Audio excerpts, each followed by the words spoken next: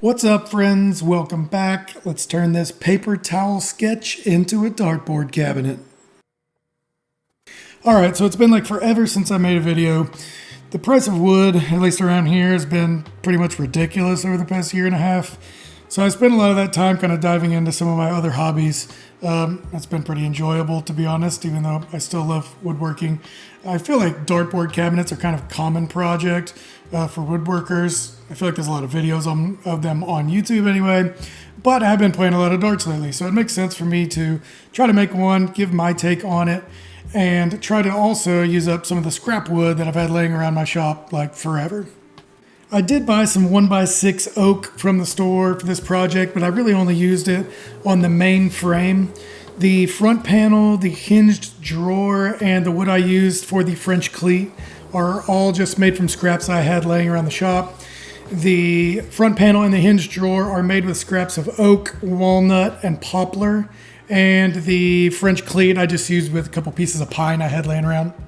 I cut all my scraps to a length of 8.5 inches.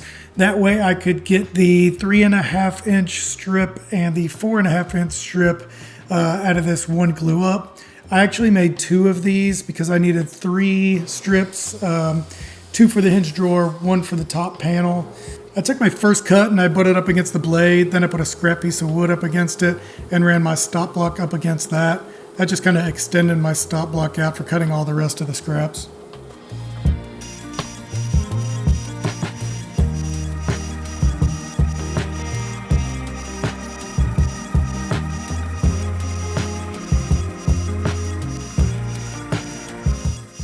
So then I just laid them all out in a way I thought looked kind of cool, and then I got my clamps and I glued them all up. The glue up was a little tricky since you're just gluing together a bunch of little pieces, and the length of this tried to cause the entire strip to kind of bow up in the middle. So I didn't do it, and I had to compensate for it a little bit later, but you might take something with a little bit of weight and put it on the middle of this to keep the pieces from bowing up under the force of the clamps. Additionally, I used a piece of plywood I had laying around to try to get these sides lined up as best I could. I ended up using the joiner later anyway to get a flat edge on that, but I wanted them to be as close as I possibly could.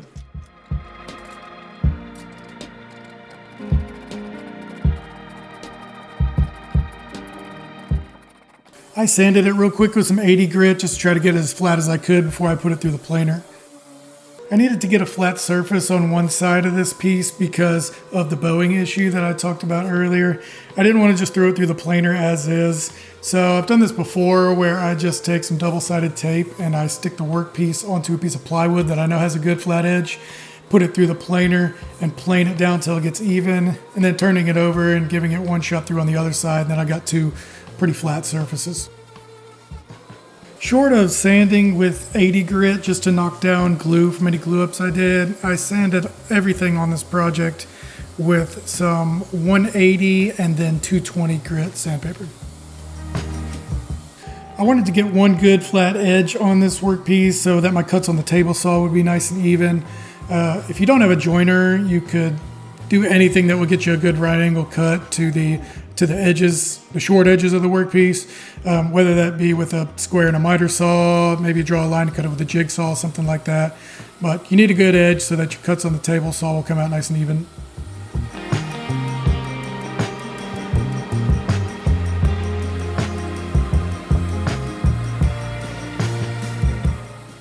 I took the pieces of the frame and I kind of looked at the edges I wanted to be showing up front. Then I just kind of laid it all out, made sure it all fit. I went to each corner and I marked them with a 1, 2, 3, 4 just so I could keep track of exactly where I had everything and I wouldn't mix them up later.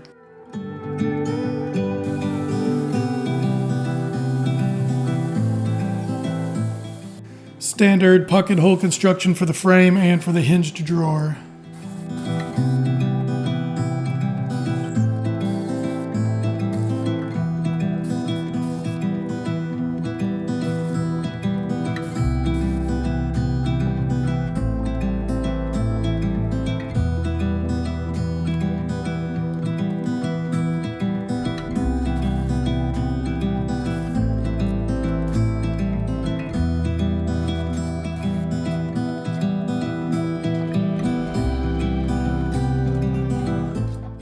I forgot to mention earlier that the back panel for this was made out of some 1/4 inch hardwood plywood. I actually had a scrap of this laying around as well.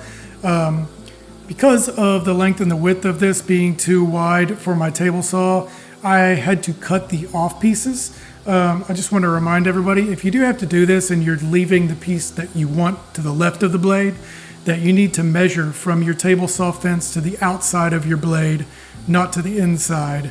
That way the curve of the blade is cutting part of the off piece instead of part of the work piece, and you don't end up with your piece being too short.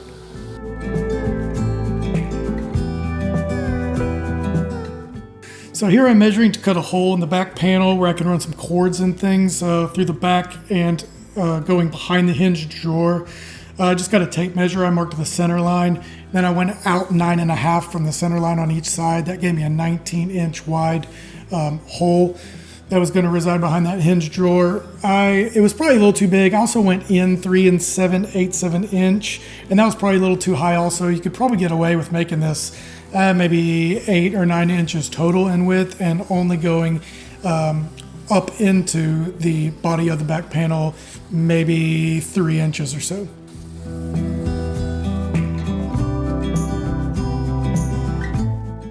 I drilled some pilot holes for all of these screw holes to keep the wood from splitting.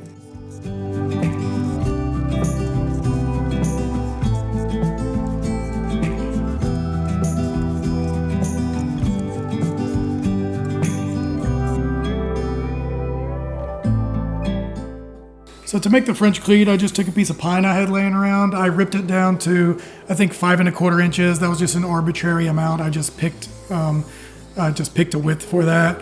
And I think my total cross cut length was 19 inches. Again, I don't know why 19 inches is a recurring theme in this video, but these are just arbitrary.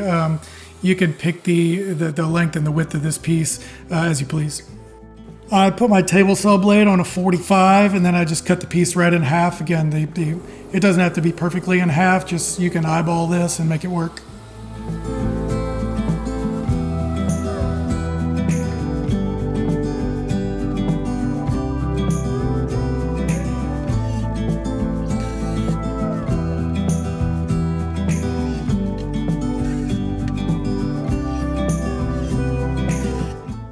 Because the French cleat was going to extend this out from the wall 3/4 inch, I put a couple 3/4 inch blocks on the bottom of this just to support it, so it wasn't going to be tilted or leaning at an angle in any way.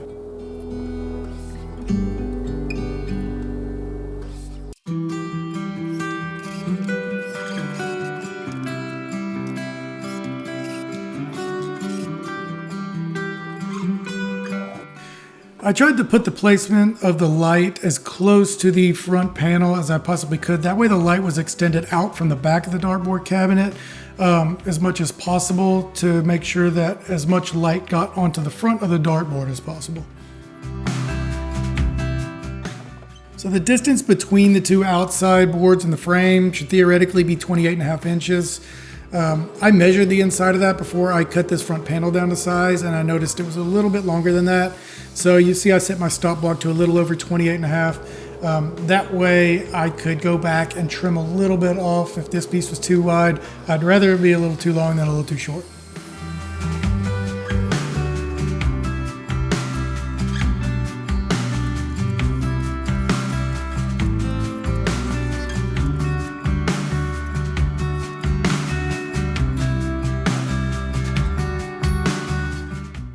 Try to keep the workpiece from shifting at all when you're screwing in pocket hole screws. I like to try to isolate each of the holes with some clamps, so that's what I'm doing here.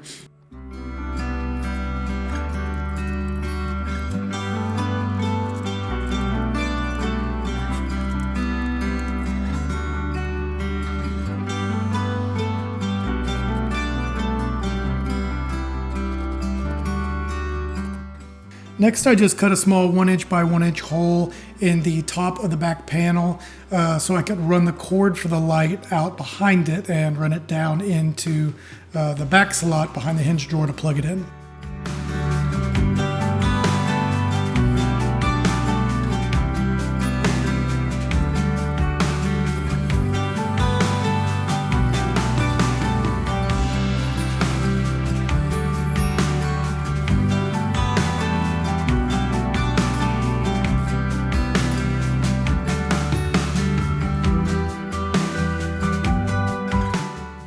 I cut the two strips that were going to make the hinged drawer to 28 3/8 instead of 28 1/2. That way I could leave a 1/16 of an inch gap on each side, and so that way that the drawer wouldn't rub up against the frame of the dartboard cabinet in any way. So then I had the question, do I make the drawer, since it's going to be L-shaped, with all of the wood strips lining up with each other, or flip it over the other direction and make it kind of wacky looking? In the end, I decided to put them opposite of each other to give it a little bit more flavor. Because of the planing, these pieces were not a full 3/4 of an inch, so I had to be very careful here not to put the pocket hole screws in too far for fear that they kind of pop out the other side.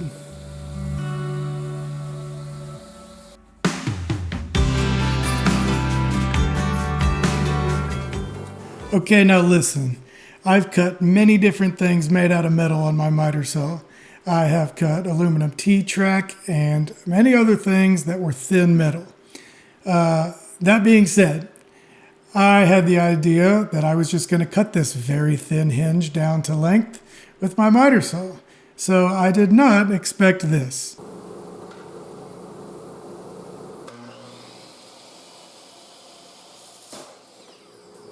Lesson learned, my friends, lesson learned. I ended up cutting it down to length with a hacksaw, like a regular human being, with success. Amazing, isn't it? Doing this hinge was, without question, the trickiest part of this entire project. I first just put it in place. I kind of measured it pretty close to even on both sides, or as centered as possible. And then I first screwed down the half that was going onto the frame.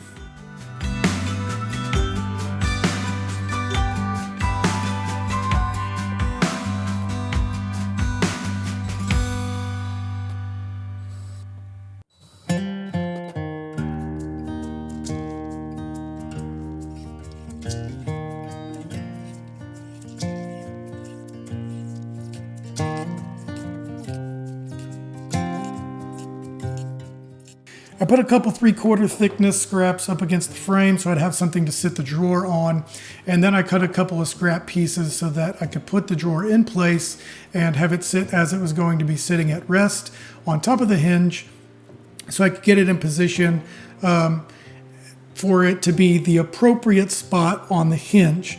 I got a pencil and I marked as best I could a little line where the drawer needed to be positioned on the hinge, because if I was to lay it flat on these blocks that were holding it up and just attach it to the hinge, when I put the drawer up, it would be extended out forward of the frame and be protruding out, which I did not want. So after doing all that, I figured that there was a 1/8 of an inch up on the hinge that I needed to place the drawer.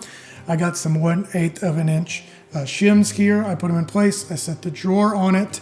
I put a 1/16 inch spacer on the side to create the gap that I wanted. And then I came in from the other side and very carefully marked all of the spots where the screw holes needed to be. I put them dead center in the holes in the hinge so that I would not screw this up, and so that the drawer, when closed, would go into place appropriately. I drew a center line through all the marks I had made and extended it the length of the workpiece. Then I disconnected the hinge from the frame and I put it onto the drawer, and then I put it all back onto the frame.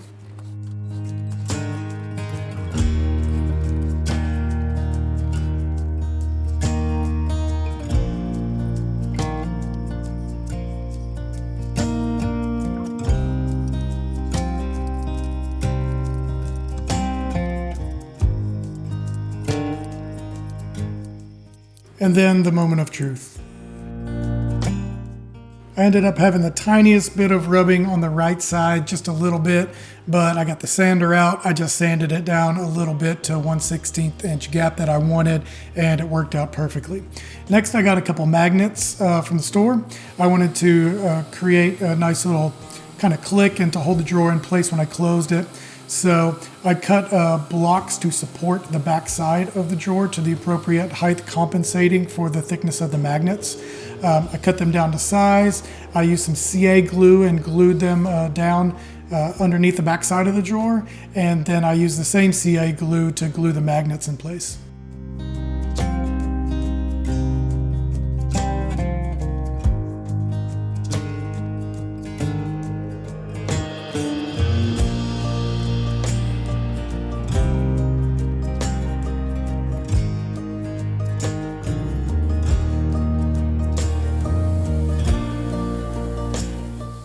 Now for the best part of almost every project.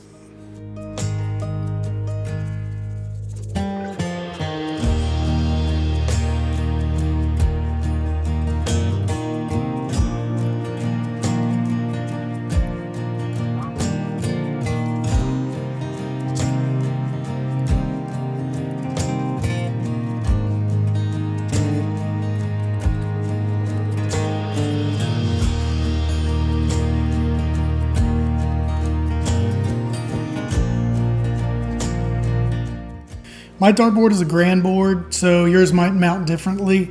Regardless, you should definitely mark your center point.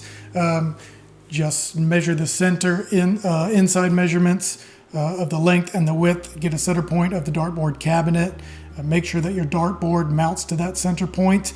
And then when you go to mount it onto the wall on your French cleat, all you have to do is measure from your center point up to the bottom of the bottom piece of your French cleat.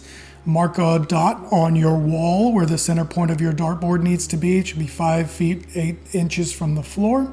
And then measure from that center point up the same distance that you measured to the bottom of the French cleat on the cabinet. Put the bottom of piece of your French cleat on the wall, screw it into the studs, and that way when you put this dartboard cabinet and slide it down into place, the dartboard center is in the appropriate spot. You'll see right here that I'm adding a strip onto the back side of this. So the left and the right mounting screws for the dartboard are screwing into a piece that is behind the back of the cabinet. I wanted to do that to give it a little bit more stability, and so the screws had a little bit more wood to grab to support the dartboard itself.